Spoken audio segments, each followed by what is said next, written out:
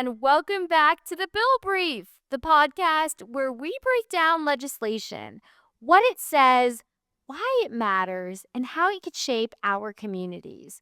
I'm your host, DJ William, and today we're covering S737, also known as the Screen Act, which stands for Shielding Children's Retinas from Egregious Exposure on the Net Act.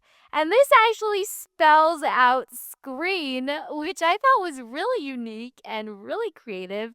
That actually compelled me to choose this as our podcast bill for today's podcast episode.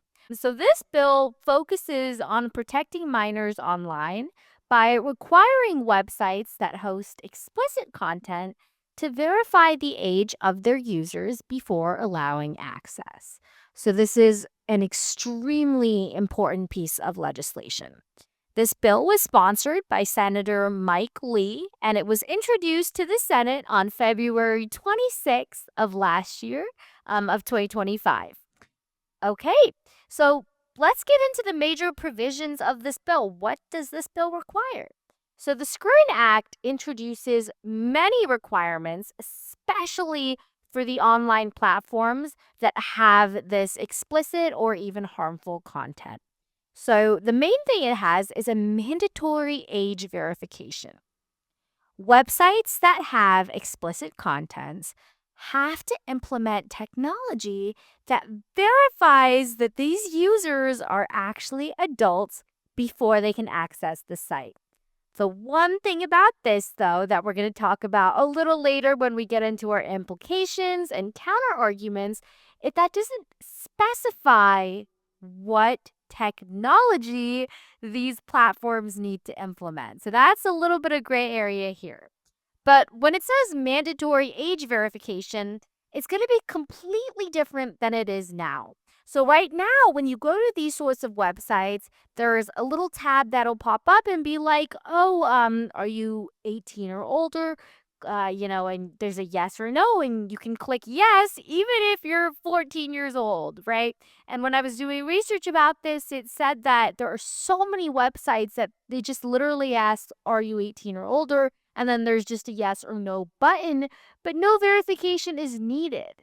This bill makes sure that that cannot happen. Instead, websites need real systems designed to confirm age, right? It can't just be a simple yes or no. It needs to actually confirm that the person viewing this is allowed to view this.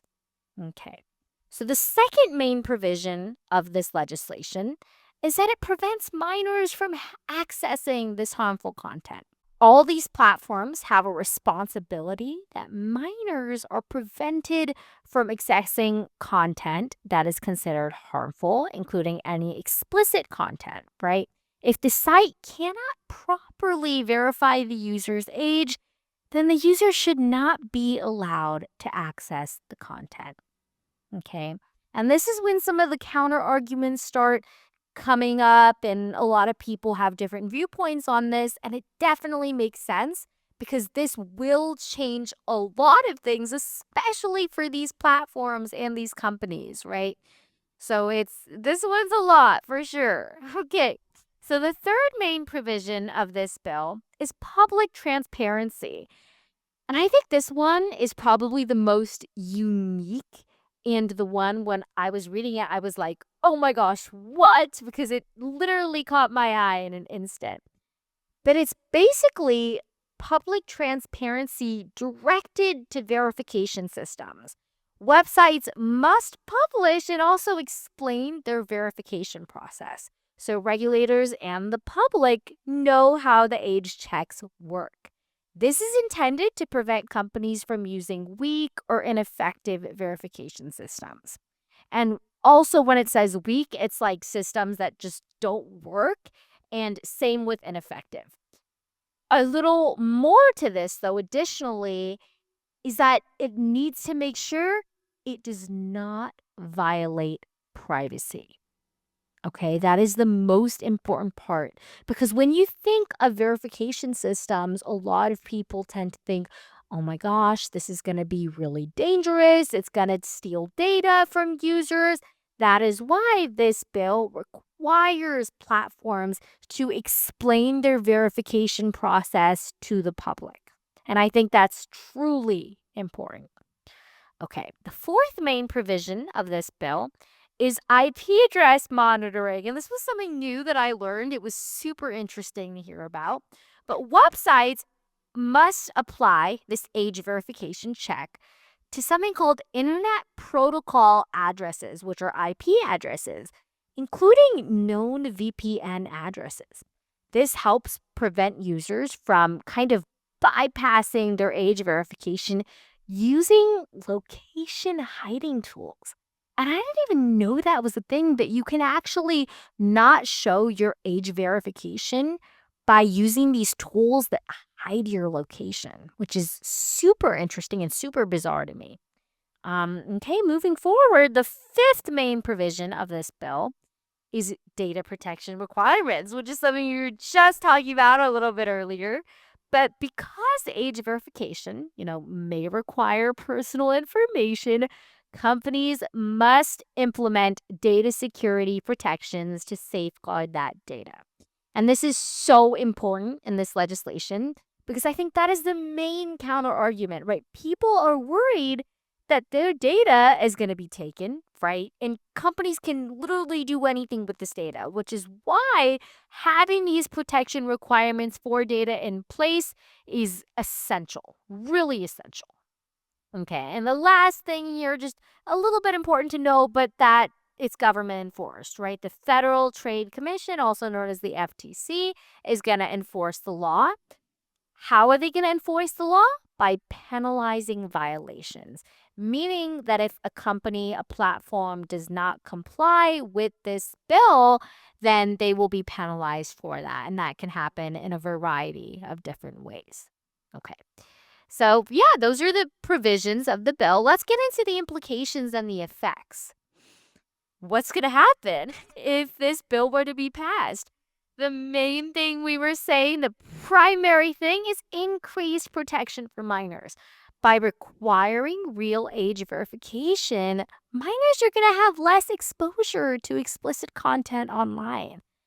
And that is it's really sad that we even have to talk about that. And that's like even a thing. And it's becoming increasingly worse, especially even for kids who are under the age of 13. And that's crazy to me that these young children are able to access these harmful websites. And, another effect is there's more accountability for these platforms. Platforms that host this kind of material are required to take responsibility for who accesses their content. And we're going to get into this in the counter arguments as well, but a lot of the blame and responsibility is put on their parents, right? Like parents need to know what their kids are accessing. They should have screening requirements. They should be more on top of it. And it's hard to leave all the burden on the parents. Platforms should be required to take some responsibility for having a 12-year-old be able to access this harmful content by just clicking yes that they're 18 and then they're able to enter the website.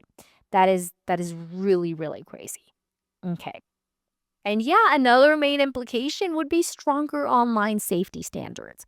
If this bill were to be passed, it could establish a national standard for protecting minors online. And this is crucial in today's world. We need this. We need this to be recognized nationally because the digital space is becoming increasingly dangerous, especially for minors. And it's awful how many stories have been popping up, have been surfacing, right? It's truly heartbreaking to see what's been going on in recent years. And if there was a national standard for protecting minors online, it could lead to similar protections on other types of platforms, which would be really helpful as well.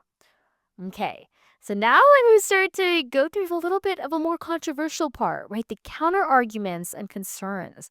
There are many critics of this bill, and I believe, they raise some valid concerns.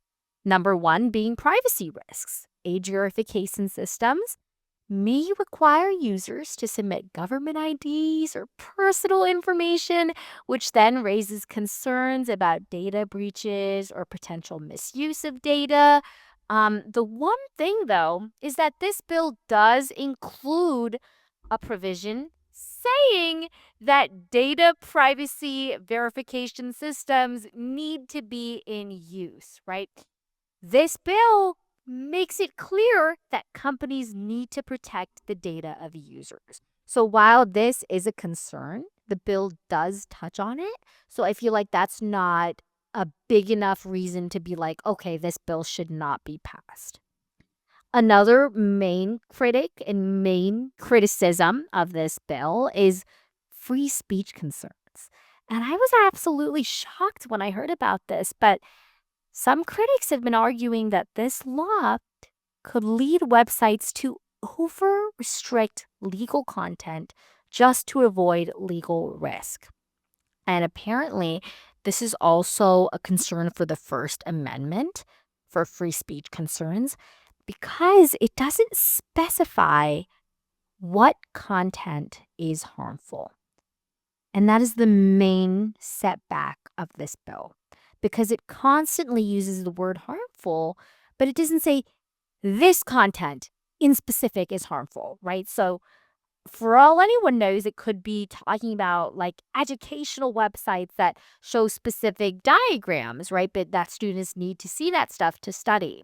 Or it could be talking about certain surveys that others may believe are harmful but are really just educational materials. And this could be a wide variety of things, right? Not even just educational aspects, but not specifying what content is harmful is definitely a burden and definitely something that should be thought of. So that is a valid concern that it does violate free speech, but I think we all know what content is harmful to children, right? And to minors. We know. But I think that this bill should do a little bit of a better job in specifying that. So I understand where that concern is coming from. Okay. Another main concern is technical limitations, saying that age verification systems are not perfect and they could still be bypassed through new technologies. And this is definitely something to think about for sure, right? Because the bill doesn't specify what technologies would be in place. So, yeah, the system's not going to be perfect. There's definitely going to be ways for people to bypass and get through it, even if you're not 18, obviously. But we need to think about this. So, what is this bill actually going to do? Is it going to make sure that no minor can ever view one of these websites? Probably not. But is it going to reduce it by a ton?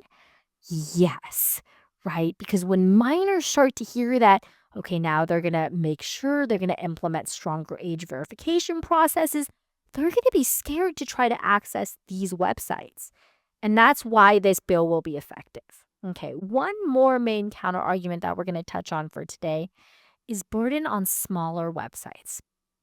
So, large companies that include this kind of explicit or harmful content may be able to afford verification technology and putting in age verification systems in place, but smaller platforms could struggle with the cost of compliance. And this is also something to visit, right? It is sad that there are small companies who may not be able to afford to put new systems in place. And the bill is very, very directed to these platforms. It's like, if these platforms do not comply with this legislation, then they will be held accountable. And that's a lot at once. So all of these things are something to think about for sure. But when you look at the bigger picture, when you see what is this bill trying to achieve, what is its purpose? Oh, it's going to reduce minors and little kids from accessing harmful content. That's what really matters, in my opinion. And that's what we should really be thinking about. Okay, so we're going to just be a little bit different today. We're going to talk about some previous bills that are similar to this that have been passed. I'm going to be talking about a recent one and then going to a one in the past.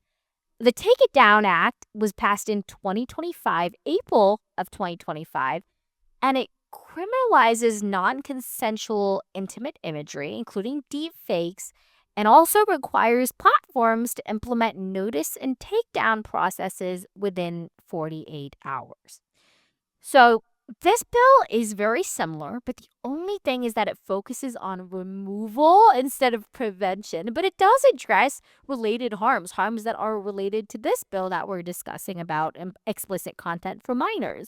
But this bill is aiming to prevent minors from accessing this content. The Take It Down Act was literally about removing these kinds of platforms, removing deep fakes, removing non-consensual intimate imagery. So, similar in a couple ways, but overarchingly different. Okay. And one thing that I thought was really interesting is an act from the year 2000, which mandates internet filters on computers in schools and libraries. So, schools and libraries receiving federal funding to block harmful content.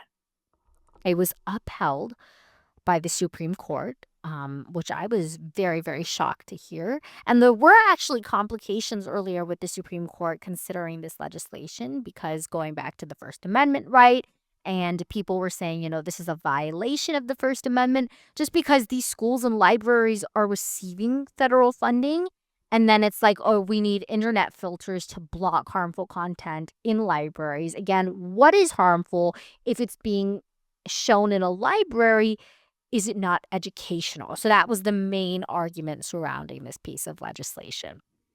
Okay, so to end off for today, let's talk about our impacts on the community, right? This is going to change our community a lot. Even though it's a federal law, it could still affect so many people locally.